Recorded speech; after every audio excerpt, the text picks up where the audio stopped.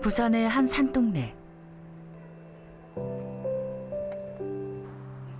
그곳에서 당사자끼리 부부의 연을 맺은 성진 씨와 현진 씨를 만났습니다. 결혼 4년 차지만 아직 요리는 서툽니다. 주로 아침에 햄을 많이 드세요? 네. 간단하게라도 아침은 챙겨 먹습니다. 약을 먹어야 하니까요. 이거는 이제 정신과 약이고 예. 일을 안 하는 날에는 둘이서 늘 함께 가는 곳이 있습니다. 컴넷 하우스. 부부는 이곳 재활시설의 당사자 모임에서 처음 만났죠. 좀 찍었습니다. 다시 한 번만 좀 하세요. 잘하는가 봐요. 자, 가다듬고 떨리죠? 이게 두번 다시. 야, 떨리다. 나도 좀 떨리다, 옆에서. 원장님 조금 붙으십시오. 아니에요, 이거라서. 어버이날에 이렇게 여러분과 같이 모여서 음식도 맛있게 먹어보고 이야기를 하니 참 반갑습니다. 맞아요. 그러면 님이 궁금한 분, 한 분. 저요? 오늘 어떠냐고요? 어떻게 보셨어요? 그 아침부터 바빴죠. 이제 챙기고 뭐 밥 청소도 하고 밥도 먹어야 되고 밥도 이쁘게 먹어야 되고 뭐 여러 가지. 하신 거였어요? 오늘따라 웃을 일이 많습니다. 머리 감고 면도하고 샤워하고 또 머리 제일 빠르면 이대발 가면 방탕하냐. 이대발 안 됐다 시간 오래 걸리죠. 완다이 하면 일찍 완다이 달라니까. 그다음에 짜장면을 시켜줘서 고맙습니다. 짜장면 몇년 만에 먹는지 모르겠어요. 지난해 먹고 처음인 것 같아요. 올해 처음인 것 같아요. 오늘도 너무너무 수고하셨습니다. 큰 박수로 마무리하겠습니다. 컴넷 하우스의 오늘 일정은 단순합니다. 아침에 모여 프로그램을 진행하고 하루를 보는 소감을 나눴습니다. 요새 뭐 신문지상에 네. 사건 사고 위주로 보도가 많이 돼서 네, 이렇게 좀 힘드실 때도 있겠어요. 매우 속상하죠. 사실은 이렇게 취업을 스탠바이 하고 계신 회원분들이 계셨었는데요. 조현병 사건이 땅땅땅 터지자마자 이제 사업주들이 우리 회사에 와서 혹시나 그러면 안 되는 거 아니냐. 그래서 7명의 회원이 캔슬이 갑자기 됐어요. 다 스탠바이를 했는데.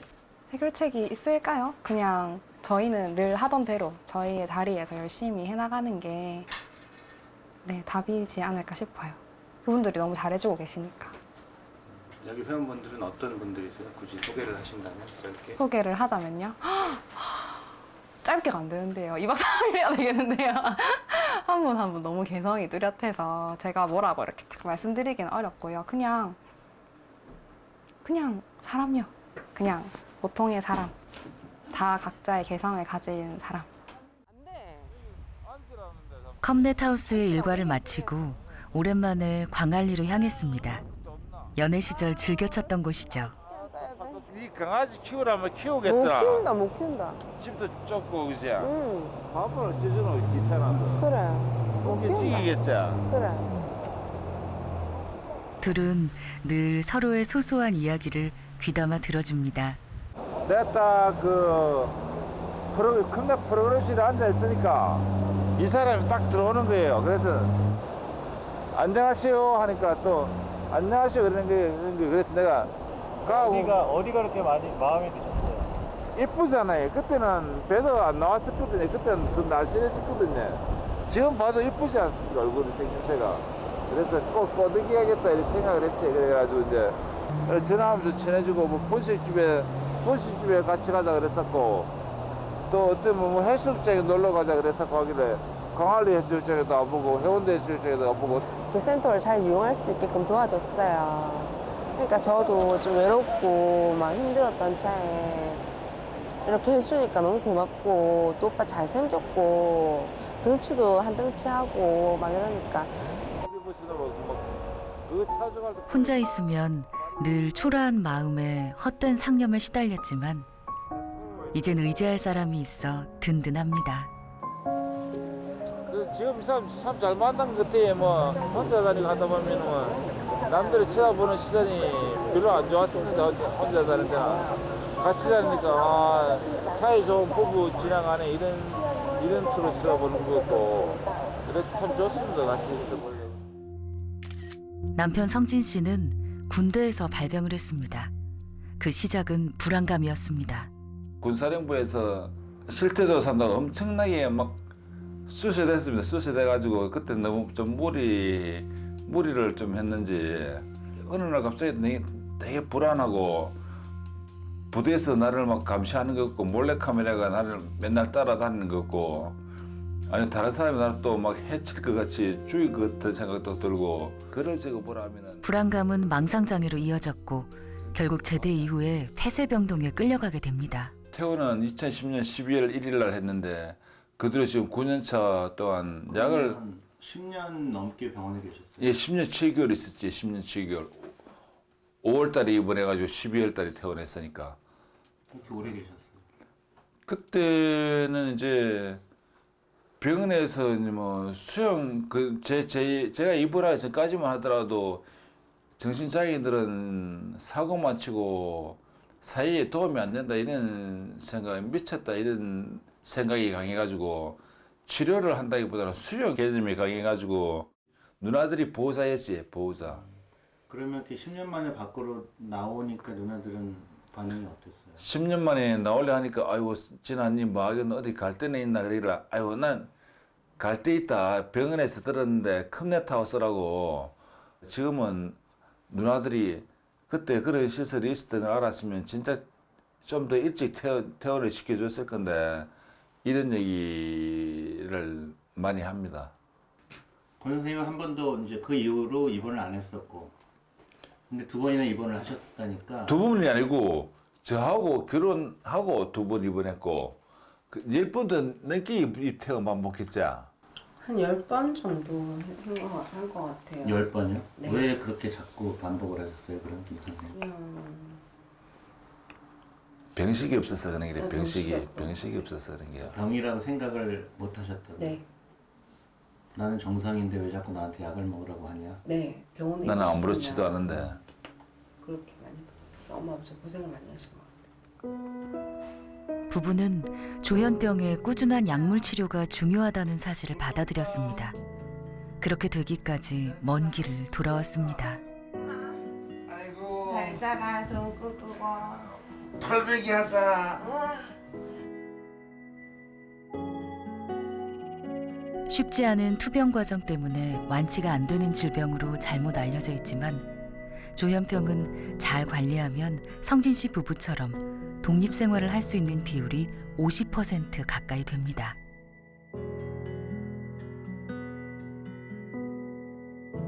부산의 한 주택가에 자리한 송구 클럽하우스. 22년 전 문을 연 부산 최초의 정신장애인 재활시설이죠. 이곳의 아침은 당사자들과 복지사들의 부서별 회의로 시작됩니다. 50명의 당사자들은 이 재활기관의 운영에 참여합니다. 일종의 사회복귀 훈련이죠. 하지만 일련의 사건들 때문에 이곳 당사자들도 많이 위축됐습니다. 일반적으로 보도가 될 때 이게 이제 조현병하고 이제 다른 질환하고 어떤 정확한 구분 없이 같이 섞여서 보도가 되다 보니까 이제 국민들이 걱정하는 부분들이 좀 많이 있는 것 같고요. 많은 범죄는 사실은 이제 인격 장애에 의해서 이루어지는 경우들이 많이 있죠. 조현병은 말 그대로 병이고요. 뇌 질환이고 인격 장애는 성격의 문제인데 이제 그런 것들이 명확하게 구분되지 않은 상황에서 보도가 되다 보니까 이제 일반 국민들이 이제 혼란을 겪는 경우들이 많은 것 같고요. 송구 클럽하우스에서 가장 활기찬 공간은 부엌입니다. 30년째 조현병을 앓고 있는 한명우 씨. 선원으로 일을 하지만 병 때문에 꾸준히 배를 타기가 어렵습니다. 일할 때 어떤 게 가장 힘들으셨어요? 그 인간관계죠. 인간관계인데 위에 사람한테 이야기를 하면 내를 인정 안 해주고 틀린 사람을 인정해줘 버리는 거라. 그래서 그게 자꾸 스트레스가 쌓여가지고 자꾸 이렇게 하선을 하게 되고 막 그런 경우가 크다. 그게. 계약 기간을 못 못 채우고 내는 경우. 명우 씨는 이곳에 다니면서 조현병을 더 잘 이해하게 되었습니다. 그건 몰랐어요. 조현병이란 몰랐어요. 그 내가 병을 앓고 있으면서 조현병이라는 걸 내가 무관심해가지고 막 그냥 병인 같다 생각하고 몰랐습니다. 그 텔레비에도 조현병이 어떤 일을 저지르고 또 책을 보면 조현병이 이런 부분을 알게 됐으면 조현병이라는 걸 알았어요. 근데 뭐 지금은 내 조현병이라는 걸 알면서도 난 그렇게 뭐 심각하지 생각하지 않습니다. 제 아이한테는요. 어째서요? 조현병이라는 걸 알기 때문에 관리할 수 있습니다. 제가. 또 다른 당사자인 김유라 씨는 올 봄부터 이곳에 다니기 시작했습니다. 중학교 때부터 무기력감이 심했지만 병인 줄은 몰랐습니다. 중2 때 처음으로 우울척도가 높게 나와서 상담을 좀 받았어요. 근데 그때 상담 한 번 받고 말아가지고 그 이후로 좀 더 키워진 것 같아요. 병이. 그러다가 고2 때 100일장을 신청을 했는데 너무 우울해서 못 가게 되는 거예요. 그래가지고 그냥 집에 돌아왔는데 아 이게 예산 일이 아니라 조금 심각한 일 같다 이렇게 생각이 들어서 병원에 가게 됐어요. 이건 재활 시설 어떻게 나오게요? 이제 아버지가 그런 걸 많이 찾아보시고 권유하셔서 와보고 활동하고 하니까 어떠셨어요? 일단 사람들과의 관계가 회복되니까 원래 집에 혼자 있었거든요. 밖에도 안 나가고. 그러니까 회복이 되니까 되게 사회성도 길러지고 그리고 일도 하니까 보람도 느껴지고 시간을 허투루 쓰지 않게 돼요. 그래서 많이 회복이 된 것 같아요. 최근 이곳엔 젊은 당사자들이 많아졌습니다. 이들의 예후는 치료를 시작하는 시점과 연관이 깊습니다.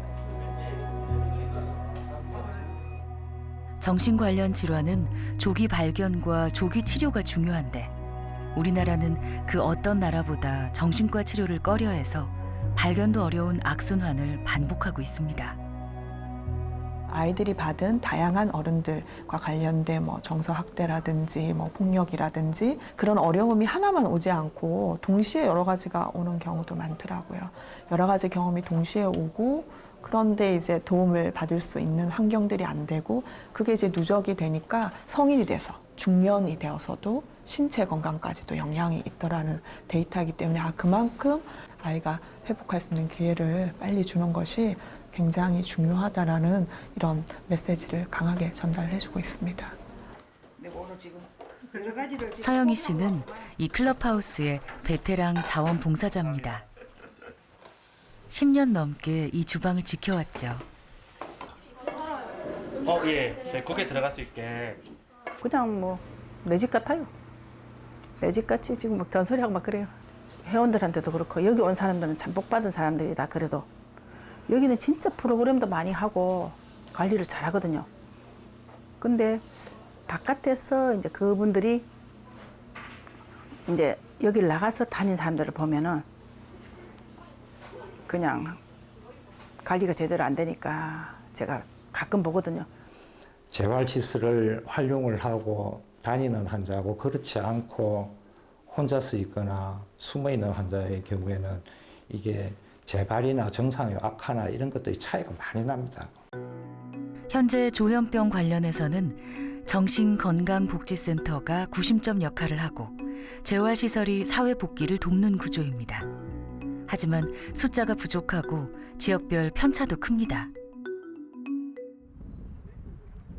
재활센터에서 특히 신경을 쓰고 있는 부분은 당사자들의 취업입니다. 취업은 안정감과 함께 생활 관리에 큰 도움이 됩니다.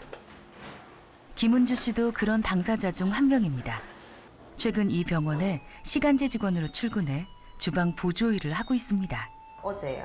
어제부터였어요? 네. 이 일은 어때요? 재밌어요? 네, 신기해요. 신기해요? 아직은 조금 고맙다고 얘기해 주시는 분도 계시고 그래서 조금 신기해요. 엘리베이터 일 가지고 고마운지 잘 모르겠거든요. 원주시 엘리베이터 거리가 네. 3층. 네. 3층을 눌러주세요.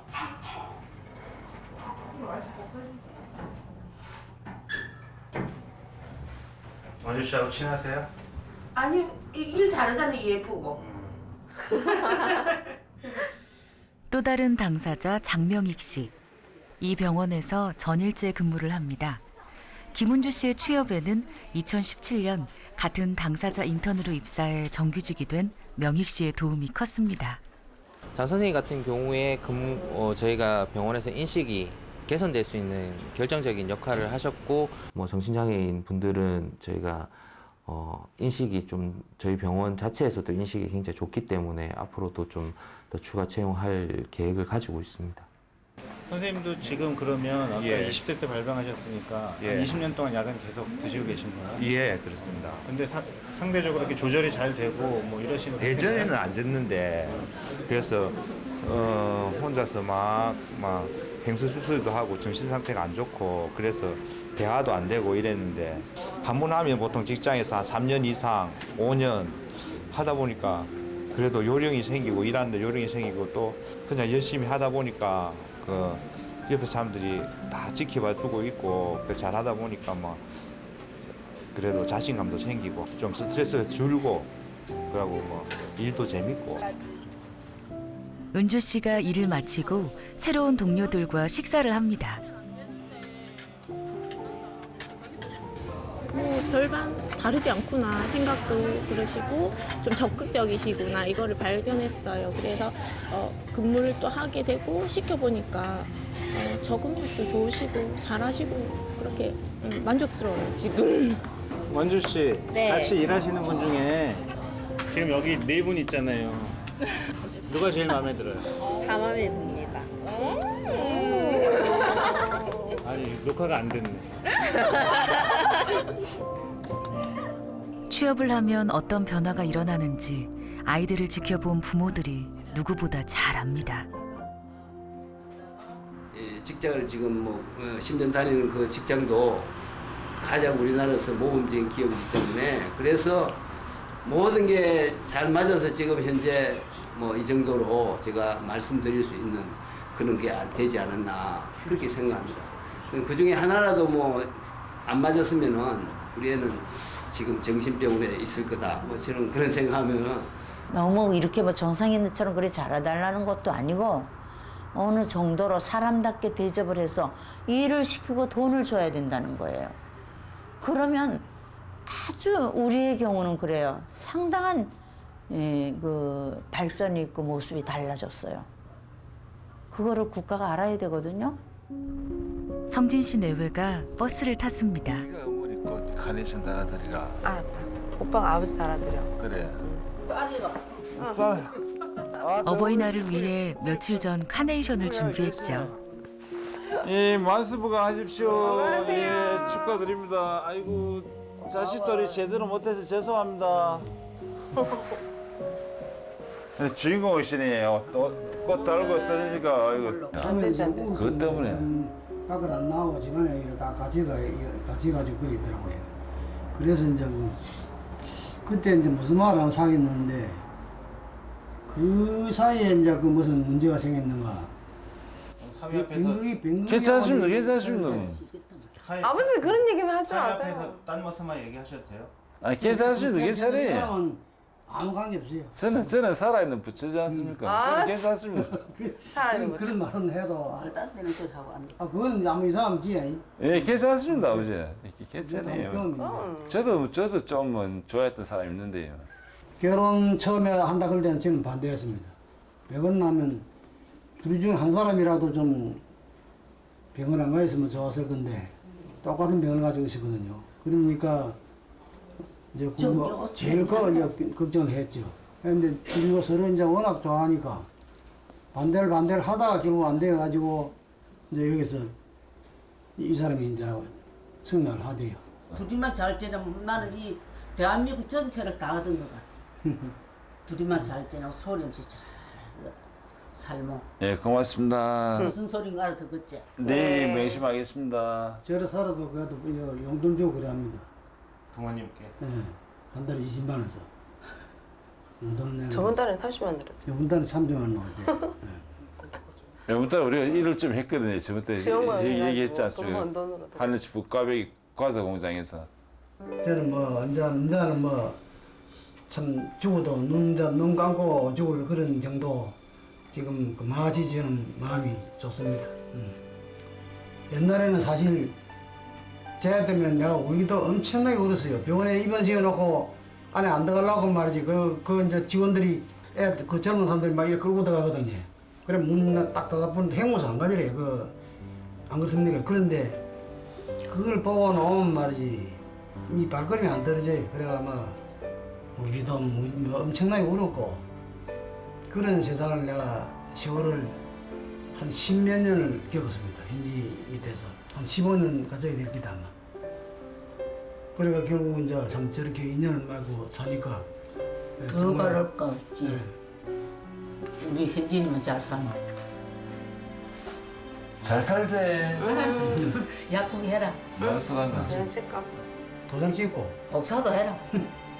이렇게 복사하는 거.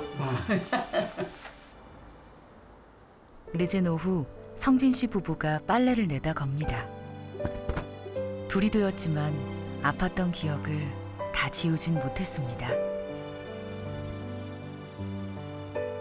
그래도 볕 좋은 날의 빨래처럼 어깨를 기대고 행복하게 사는 법을 배워갑니다.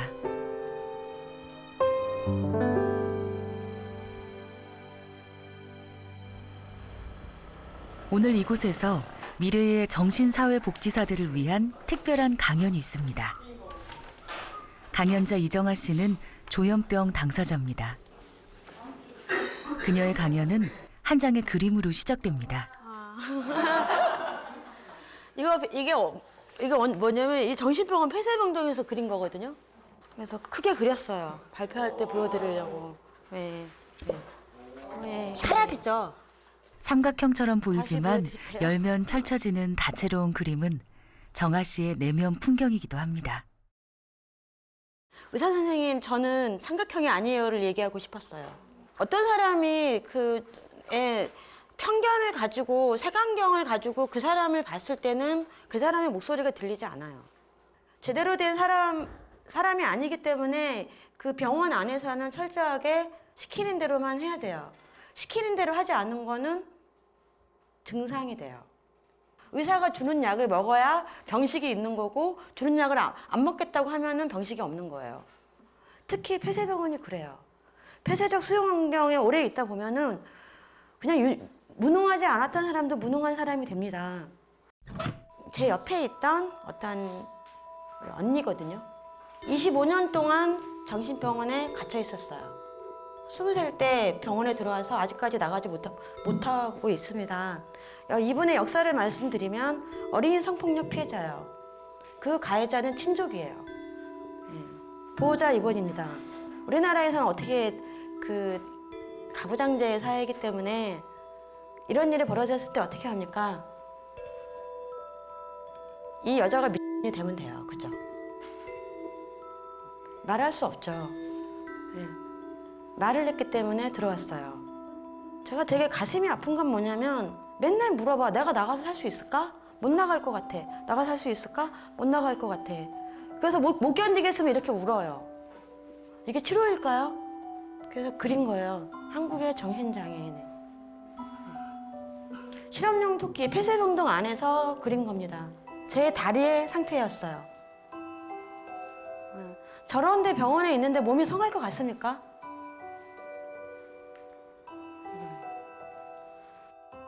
반복되는 폐쇄병원 강제 입원은 후유증이 큽니다.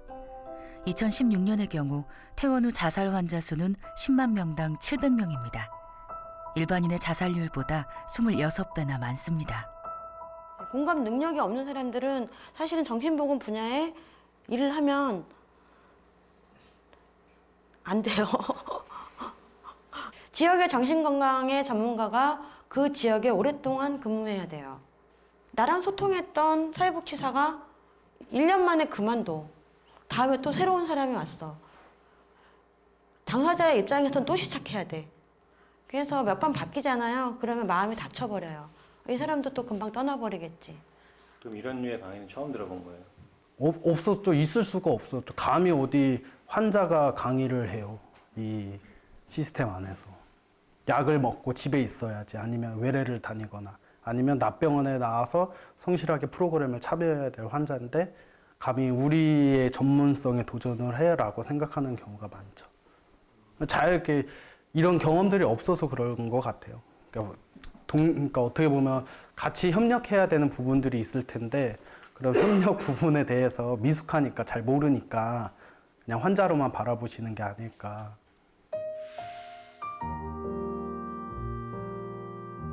이 그림들은 정아 씨의 작품입니다.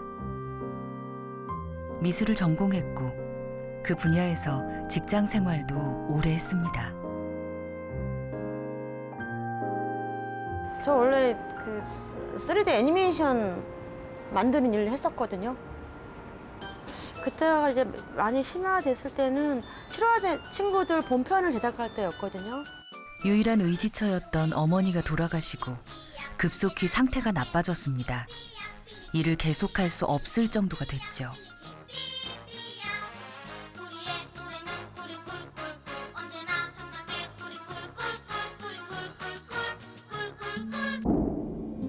정아 씨의 주된 증상은 환청과 환시였습니다. 지난 20년간 이태원을 반복했던 긴 투병기는 병원에서 그린 이면지 그림으로 남았습니다. 그때 이제 치료를 그 일반 내과병동에서 이제 정신과 치료를 받았거든요. 그래서 예, 예. 그때 제가 뭐를 느꼈냐면 나 재발했을 때 이렇게 치료받았으면 됐을 텐데. 퇴원을 하고 바로 일을 할 수 있는 상태가 된 거예요. 일상생활을 태양하지 않았고 치료 과정에서 다시 이제 안정감도 찾고 기능이 나빠지지 않았거든요. 처음으로 치료다운 치료를 경험하게 해줬던 의사 선생님. 그 선생님은 여전히 정아 씨의 주치의입니다. 신뢰관계가 한번 생기면 정아 씨는 이제 가족보다도 저한테 먼저 개인적으로 연락을 했었어요. 제가 이제 그냥 폐쇄병동이 아닌 일반 병동에 일반 환자들, 다른 과 환자들하고 섞여서 같은 병실을 썼었죠. 그리고 금세 좋아졌고 곧 퇴원하고 그랬죠. 근데 그런 게 굉장히 중요한데 이제 의사와 환자의 그 신뢰관계가 없으면 의사 선생님 경우에도 그 환자가 얼마나 위험한지를 모르니까 묻게 되죠. 묻게 되고 강제 입원시키게 되고. 빈도는 줄었지만 정아 씨에게도 여전히 환청은 남아 있습니다. 젊은데 어젯밤에는 꽃밭 가지고는 안 돼. 그런 식으로 들리는 거야. 꽃밭 가지고는 안 돼. 꽃밭 가지고는 안 돼. 특별한 의미가 있을 수도 있어요. 굉장히 그 계속 반복되는 환청은. 개인적으로 난 정아 씨가 걱정스러워요. 이렇게 바빠져서 좋은 일 하느라고 공적으로는 바빠져서 그런데 개인적으로는 자기를 좀 챙겼으면. 우리 선생님이 제 건강이 우선이기 때문에. 이 골목길 한켠에 정아 씨가 함께하는 조현병 당사자 인권운동단체 사무실이 있습니다. 이 사무실 위층엔 가족에게조차 의지할 수 없는 환자들을 위한 쉼터도 마련되어 있습니다. 정신질환 자체가 굉장히 심해졌을 때 불안이 굉장히 심해지거든요. 불안할 때 당사자가 믿을 수 있는 공간이 필요했어요. 그래서 원래 사람이 불안하면은 이 뭔가 자기한테 안정감을 주는 사람이라든가 공간이 그런 불안을 조금 이렇게 진정시켜 줄 수 있잖아요. 이 공간은 그런 공간이거든요. 평상시 모습이거든요. 평상시 당사자들이 이제 모였을 때 여기서 회의도 하고 여기 누워 있잖아요. 많이 아파요. 많이 아프고 지금 그 이전에 병원에 치료 경험이 되게 안 좋았어요. 그래서 이 친구가 이제 입원하는 걸 원하진 않아요. 그렇다고 전혀 위험성은 없고요. 예. 굉장히 필요했던 공간이어서 제일 먼저 만드는 거예요. 딴 데도 이런 공간이 있어요? 없어요. 요즘 정아 씨는 조현병 관련 범죄 때문에 걱정이 많습니다. 감당이 안 되잖아. 감당은 안 되고 사람을 왜 죽여? 그냥 뭐랄까 일반 사람들도 똑같이 있는데 뭐. 그냥 우리가 병이 있다고 더 주목받을 뿐인 거지. 약을 안 먹는 것도 자유지. 근데 거기에 전제 조건이 따라야 돼. 자기를 조절할 수 있어야 돼. 자기를 조절할 수 없는 사람이 약도 안 먹고 아무런 자기 노력도 안 하면 당연히 옆에서는 조치를 들어갈 수밖에 없는 거고, 그게 인권의 문제잖아. 우리가 언제 우리 인권만 얘기했나? 타인의 인권도 얘기를 하지. 근데 항상 그런 식으로 사람은 선택적으로 듣잖아요. 블라인드를 쳐가지고 악의적으로 묘사를 한다는 얘기지. 이야기를 나누던 중 한 당사자가 밖으로 나갑니다. 저희 당사자가 아파서요. 잠깐 나가고. 행사하는 것보다? 그래, 바깥에 있으면 좀 날려나? 불편한 이야기 끝에 증상이 나타났나 봅니다. 이제 이유 없는 아무런 얘기나 한다거나 상황 판단이 잘 안 되니까 흥분돼 있으니까 그래서 갑자기 화를 낸다거나 그러니까 그걸 제어하려고 하다 보니까 이제 좀 불안정한 상태였던 거죠. 이제 제어하려고 그러면 안 되니까 그 가만히 있기가 힘들더라고요. 그래서 나오신 거예요? 예. 그럴 때 그냥 이게 좀 더 심해지면 환청도 들려요. 그 짧은 순간에도? 예, 좀 더 심해지면 환청환영까지 들려요. 병증이? 다 틀려요. 사람마다? 네. 천인천색. 천사람이 만인만색. 급성기 때는 정말 조심해야 되거든요. 왜냐하면 진짜 중환자이기 때문에 급성기한테 환자한테 잘못을 해버리면 굉장히 후유증이 크게 남아요. 그게 제일 공격적인 성향을 보일 수도 있고. 급성기 환자 곁에 제일 신뢰하는 사람이 있어야 돼요. 맞아요. 신뢰 없으면 그게 제일 중요해요. 조현병은 시기별로 증상이 다르고 그에 따른 대처법도 다릅니다. 대인관계를 기피하고 여러 가지 사고 기능이 저하되는 초기 치료를 제대로 하지 못하면 급성기 때 위험해집니다. 일부이긴 하지만 공격적인 행동을 하게 될 수도 있습니다. 만성기가 되면 여러 기능이 전반적으로 저하됩니다. 사실 솔직히 말해서 그렇게 굉장히 폭력적인 환자도 한 3일만 약 쓰면 일단은 폭력성은 가라앉아요. 그 3일 후에 다시 면담을 하면 되죠. 급성기 증상 때문에 병원에 입원한 은정 씨 면회를 왔습니다. 요즘 정아 씨와 박 사무총장은 동료 당사자들을 지원하는 활동에 특히 신경을 쓰고 있습니다. 병원에 면회 오는 것도 지원 활동 중의 하나죠. 아이고 다행이네. 지금 환자분은 발병하신 지 얼마나 됐어요? 저는 약 먹기 시작한 지 11년 정도 됐어요. 11년? 네. 11년? 예. 그러면 몇 살 때부터 그러셨어요?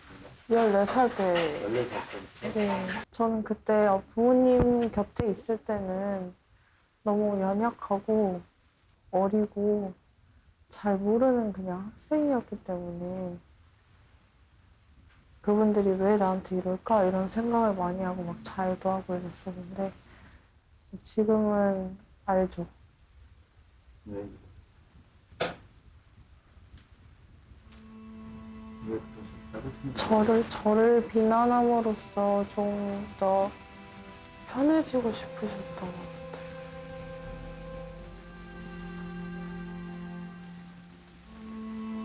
죄책감에서 자유롭고. 그리고 약간 당사자가 어떤 존재냐면 그 모순 안에서 스트레스를 흡수해버리는 사람이 돼요. 네. 나머지 구성원은 상대적으로 당사자한테 원인을 전가해버리면 다른 사람들은 이렇게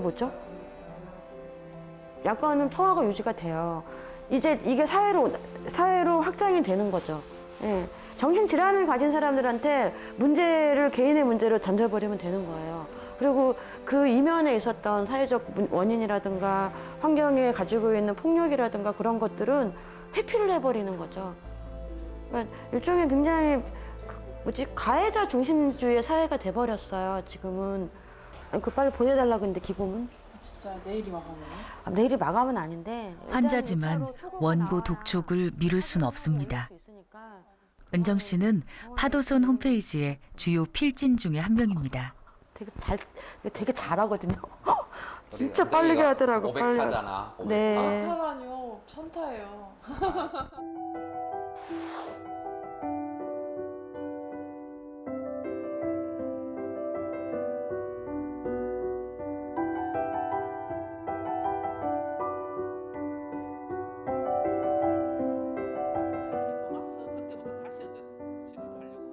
그 솜씨는 야무지지만 단순한 일상생활이 도리어 어렵습니다. 청소나 식사가 더 어려운 것 같은데.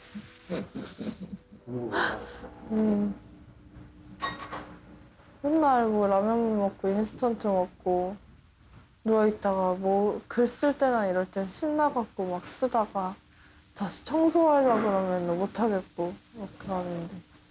그게 그렇게 원활하게 돌아가지 않습니다. 청소를 하고 요리를 하고 빨래하는 것도 다 순서가 있는 거잖아요. 그 순서를 생각을 해내는 것도 되게 어려울 뿐만 아니라 원래 아프지 않을 때는 잘 하던 것도 이게 아프게 되면 뭐가 있냐면 이 뭐라 그랬죠? 정보 전달에 문제가 생겨요. 그래도 우리 은정이는 치료를 빨리 시작한 편이라. 그러니까 치료를 빨리 시작한 편인데. 그래서 오히려 아주 많이 악화되지 않고 기능 손상이 많이 진행이 안 됐으니까 다행인 거죠. 예, 그 대학을 다니다가 발병을 하면 뭐 입원 치료가 됐던 치료를 받고 대학으로 돌아갈 수 있어야 돼요. 직장을 다니다가 발병을 하면 내가 단기적으로 치료를 받고 회복을 해서 다시 직장으로 돌아갈 수 있어야 되거든요. 그런데 그렇지 못하고 이 발병의 과정에서 제대로 시스템이 없으니까 망가져 버리는 거예요. 단적으로 말씀드리면 애니메이션 제작자 일을 하던 사람이 정신재활 시설에 들어가면 색칠놀이를 하고 있어야 돼요. 그 정도로 수준이 달라요. 조현병 환자들 인구 숫자만큼의 다양한 회복의 길이 있고 이 지원을 위해서는 아주 다양한 스펙트럼의 재활 서비스가 필요하고 직업재활도 사실은 마찬가지입니다. 사람들은 힘들고 외로운 조현병 당사자들을 보호하기 위해 모였습니다. 그들은 좋은 사람이 좋은 치료라고 믿습니다.